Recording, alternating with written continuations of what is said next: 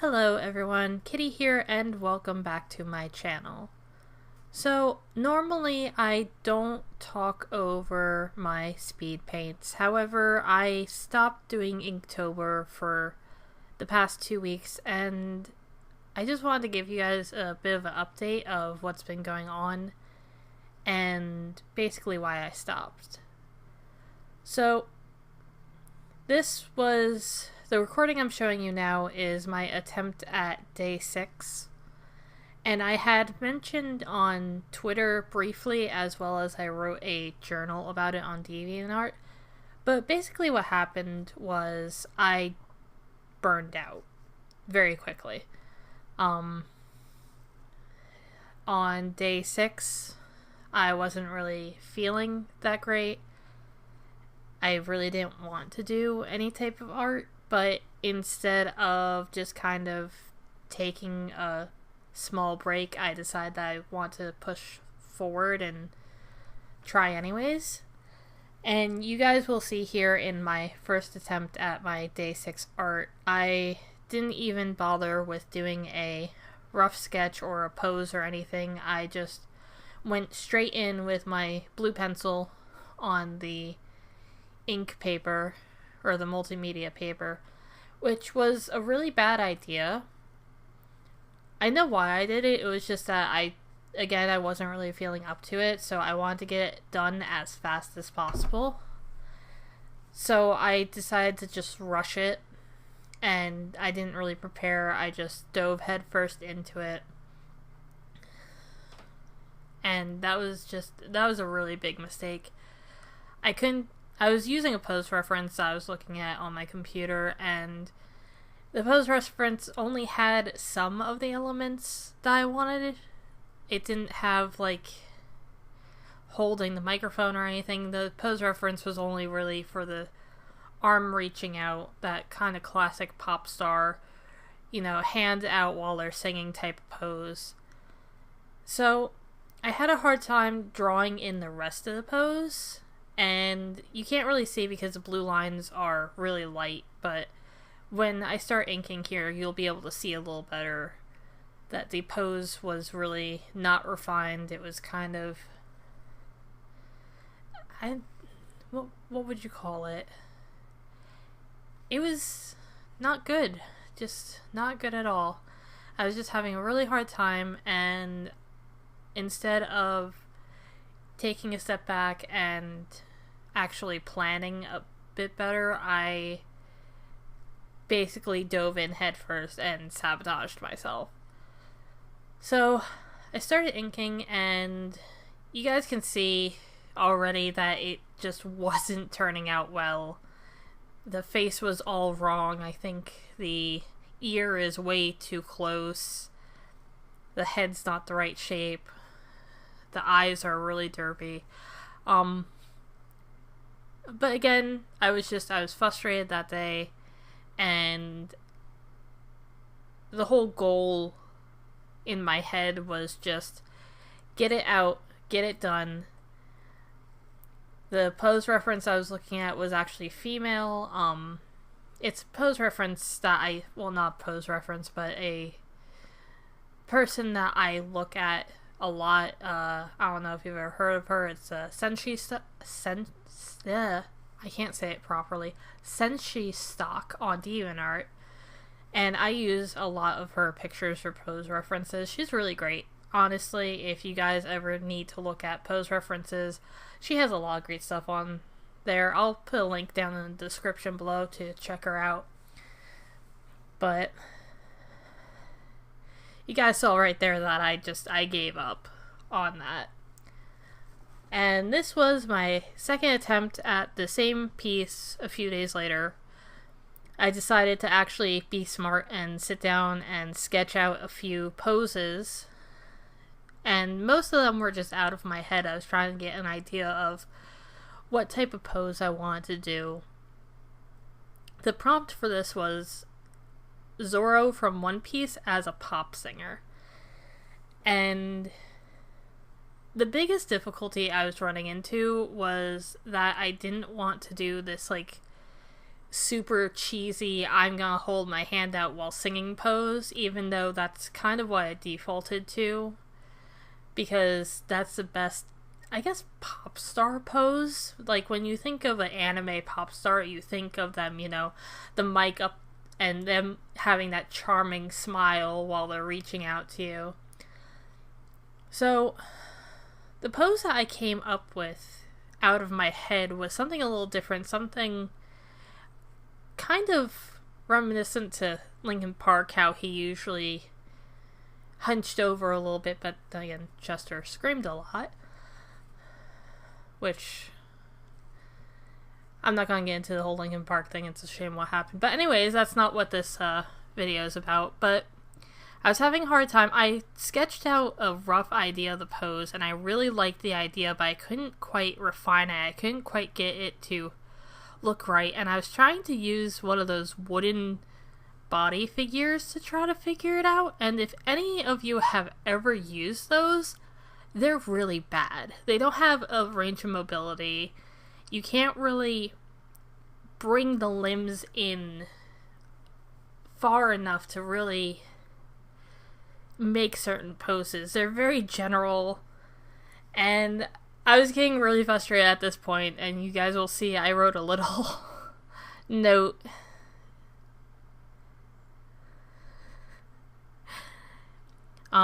If you've ever heard of Bodycon, it is a plastic figure, a ball-jointed plastic figure. It's used in figure drawing and pose references. They have a male and a female model, and they're about $40 each. But they come with the figure as well as a bunch of hands that you can replace so that you have different hand poses and everything. And some of them come with little, like, props and everything. But I was getting so frustrated at this point because I couldn't, no matter what I did, the pose wasn't coming out right. No matter how many times I looked online, I couldn't find any good images or pose references or anything for the idea I had in mind.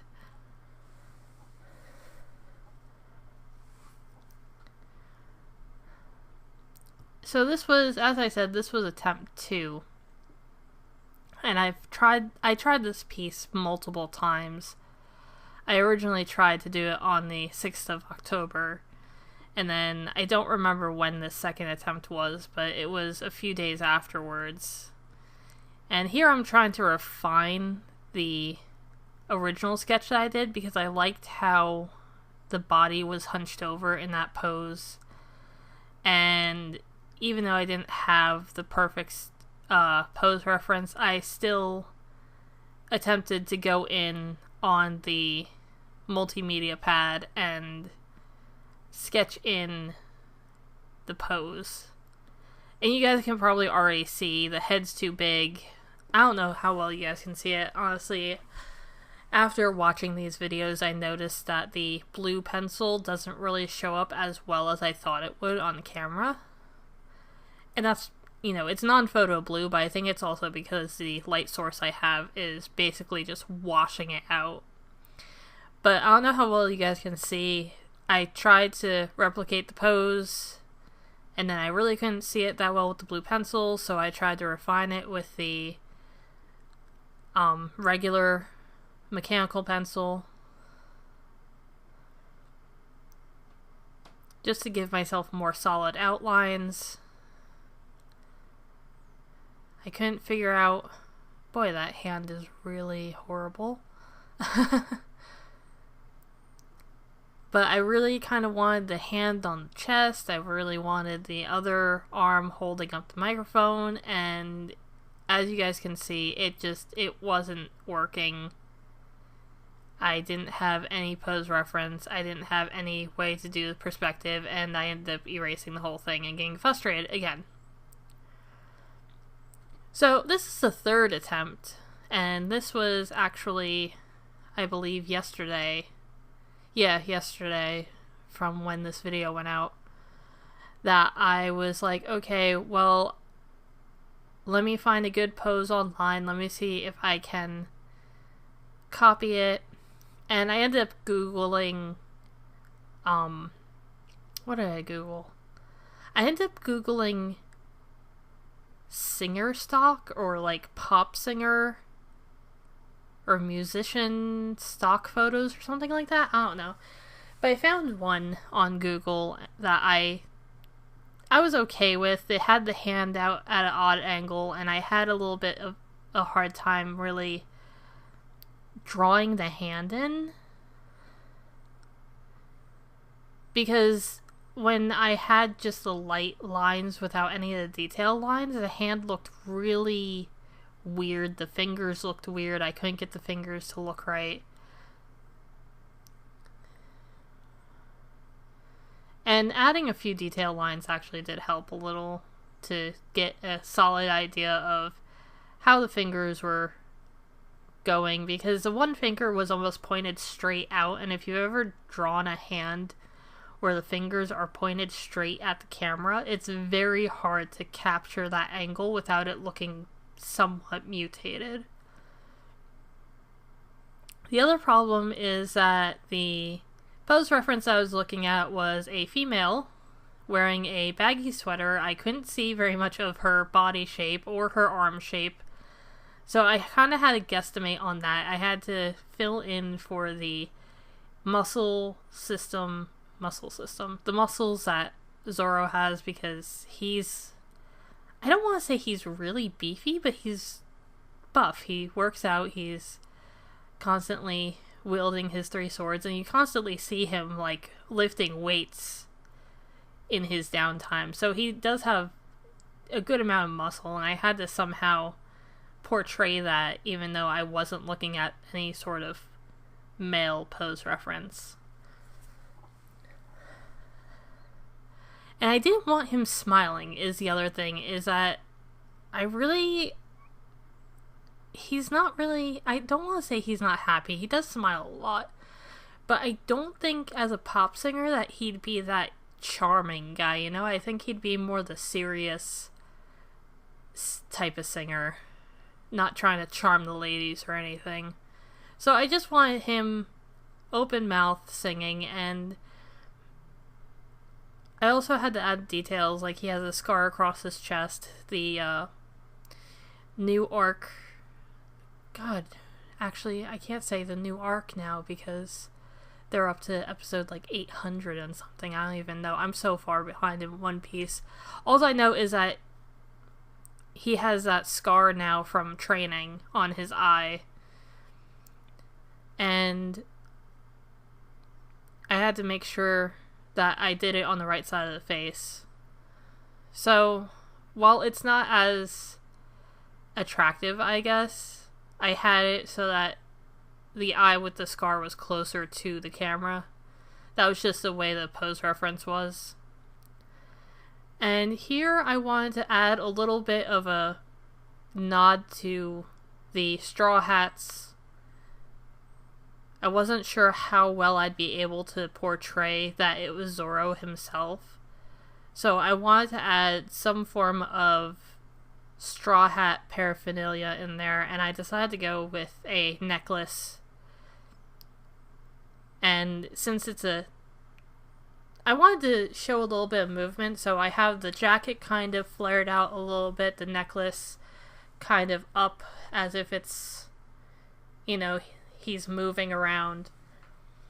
And when I went to start inking, you guys can see that some of the lines are really kind of wonky. They're a lot thicker than I meant to make them, and that's mostly because this page that I'm drawing on was the one that I had originally drawn on earlier and erased, and then I had done more lines on top of that. I had done more lines on top of that,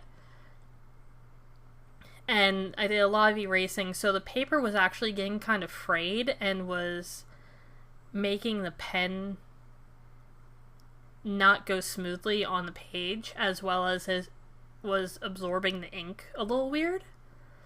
But that was mostly around the face where I was having the hardest time, and the hand actually came out really well once I was able to get the details in there, and I added, you know, the lines on the hands and everything. just so that you could see which direction the hand was actually in. And here I'm adding some details. I want to give the jacket a zipper on the edges. And that's actually, I don't remember what arc it was, but he did actually wear a jacket with zippers on it. It's like a yellow jacket and it has zippers all along the edges. So I was kind of doing a nod to that as well. I thought it would be a really good